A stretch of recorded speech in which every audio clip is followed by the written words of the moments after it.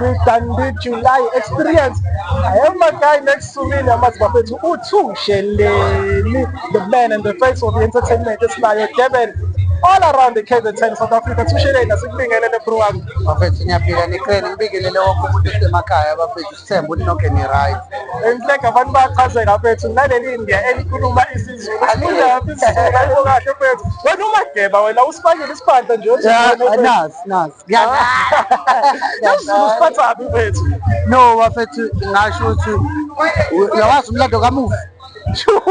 Ubani umufi Nkosi yami manje mfethu. Cha sengithola ukuthi umlando. Yabo umlando. So kodwa mina into engayisho bafethu mina ngikhulele eNanda eBhambayi. So isiZulu ngisithole khona mfethu. Angisicoshanga endleleni uyafana sesincele ebeleni mfethu uhleze ngogwantile Tusheleni. Except mfethu ngiyabona for each and every year you are busy dominating la kwi-entertainment industry. You're one of the great and amazing influencers ezintweni ezipositive kumphakathi waseThekwini nase-KZN South Africa yonkana. Yini program or projects that you promising ukuthi inkabuza nayo for this year because siyakubona endaweni eningi le-Brighton senda ngihlangana nawe. Izo-2 njengamanje mfethu ngishutha Umlazi Gangster and asikawoqedi sizoshutha Netflix and then ngishutha ku-Smoke and Mirrors.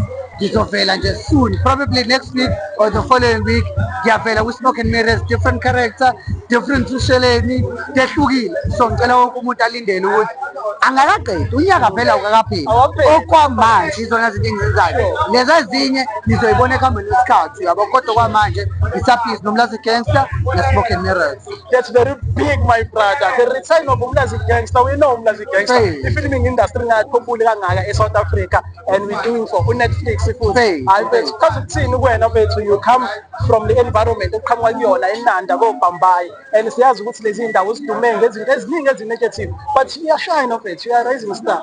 Mina engakusho mayelana naloko kushoyo ukuthi la ngisuka khona abekho abantu bebe-inspirisha ukuthi no le ndlela le ihanjwa kanje ngayibonela mina ngafunda mina so imina umuntu okuzokwazi ukuthi ngifundise iyouth le ngilandelayo ukuthi kwenziwa kanje endleni because lento ikhona uyangizona akuphoqelekile ukuthi kufanele sazane nobani nani isalento emali ikhona kuyenzeka uyabo ukuhlala kwami eNanda kube advantage uyabo kube advantage kodwa nakhona ngasho ukuthi makutshela iqiniso ngitshele the world ukuthi faith umhlaba wonke kahle kahle ukuthi muhlala eNanda ekugcineni uya-undermine because uhlala eNanda elokushini but ekugcineni ithalente elisenanda abantu abalazi neningi ibhola i-netball acting music yonke into iNanda has it ukuthi inkinga abantu abawafaka amehlo eNanda because babuka izinto ezenziwa yiNanda but la ngisuka khona mina into engayisho ithalente elikhona.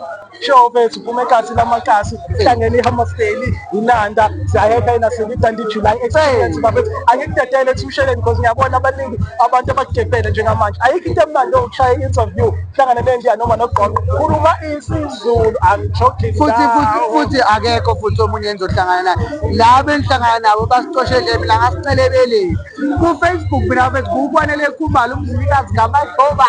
Thank you madoda, thank you mababa siyabonga umdungu mfethu. Asube kanjalo bafethu don't forget to subscribe to our channel, turn on those notifications sokuba mnandi kakhulu ungasuka indawo Tusheleni.